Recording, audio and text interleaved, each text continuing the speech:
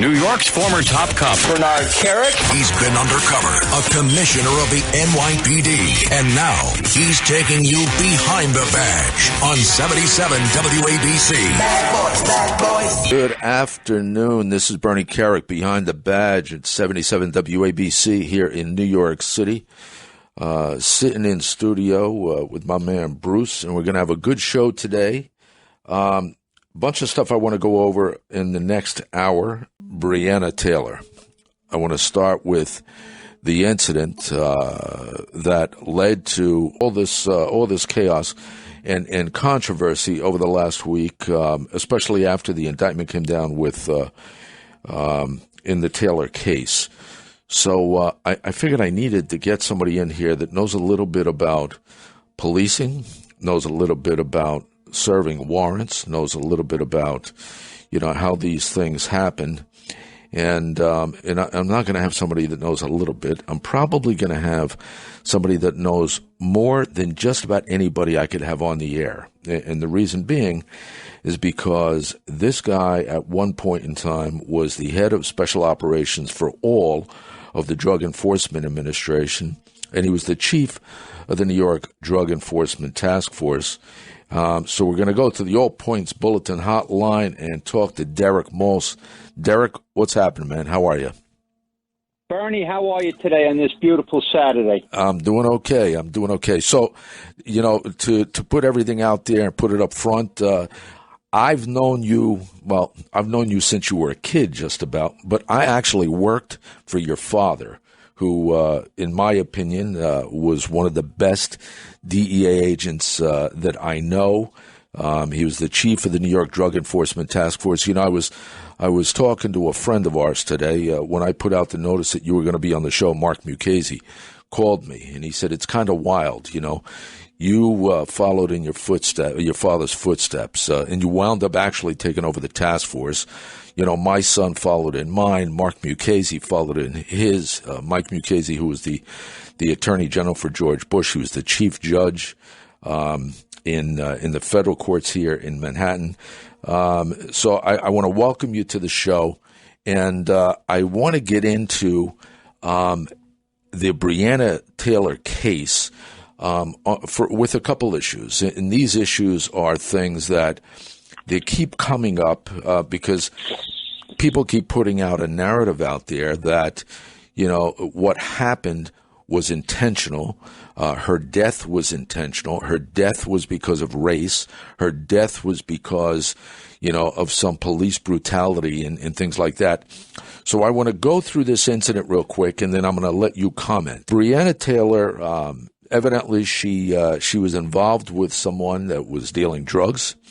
The police department had undercovers involved in an operation that led to a search warrant. To get a search warrant, you got to go before a judge. You got to go before the DA. The DA signs off on it. He gives it to the judge. The judge signs off on it. It's a legal search warrant. They go to the house. It's a no-knock search warrant. However, they knock. They identify themselves as police.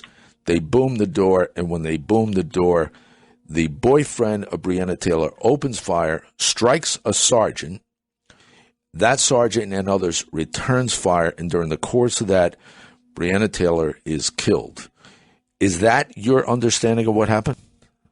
Yes, Bernie. I mean, look, Breonna Taylor's loss of life is a tragedy. It's an emotional case. Anytime we lose a human life, it's a big loss for the family and for the friends. But we have to look at the facts, and that's what happened in the grand jury. The district attorney, the attorney general, the police commissioner doesn't make the decisions on whether to charge a suspect or a target, like in this case, the police who went through the door early in the morning. It was clear that there was no evidence and the shooting was justified, right? The grand jury spoke out very loud. But in this case, people have to understand when police get up early in the morning and they go banging down the door, they have no idea what's on the other side. And cops are getting shot all over the country. So these cops, these brave policemen went into that apartment trying to save and preserve evidence and protect human life. It was unfortunate that Mr. Walker decided to shoot at Sergeant Mattingly. I want the listeners to understand what goes into a warrant like this. So you go to a judge, you go to a DA, you get the DA to sign off on it. You go to the judge. The judge gives you the warrant, right? So tell the listeners what happens. First of all, Bernie, like the listeners don't really understand sometimes that it's a very, very intensive process. I mean, the Fourth Amendment protects Americans from illegal searches and seizures, right? So law enforcement has to work very professionally and 365 days a year, 24 hours a day, 7 days a week. They develop evidence. They develop probable cause. They write up a very long affidavit with the district attorney or the U.S. attorney's office. They present that affidavit, which is a sworn affidavit by the law enforcement officer. They present it to the court, and a judge has to make a determination on the probable cause allegations in the warrant. Now, the judge also has the ability to make an exception, with what they call the no-knock warrant exception. And that's really an exception when you have probable cause to articulate that you want to preserve evidence or you want to keep your offices safe because you have exigent circumstances that would indicate that there's a problem that you need to be a little bit more cautious. But in this case, those police officers, those brave police officers, didn't even use the no-knock. They knocked on the door. They announced who they were. But Mr. Walker still decided to shoot at the sergeant, who was hit in the leg before any rounds were fired in the direction of Miss Taylor. Yeah. And everything you said just now is exactly what I think people don't get. I think, when I listen to the rhetoric out there, it amazes me that either people are too stupid to understand that there is this process. It's not some flimsy, whimsy thing where you just go up and you boom a door. There is a legal, lawful, technical, very technical. You're doing a TAC plan. You're doing all this stuff to make sure everything's done by the book, done legally. You execute the search warrant.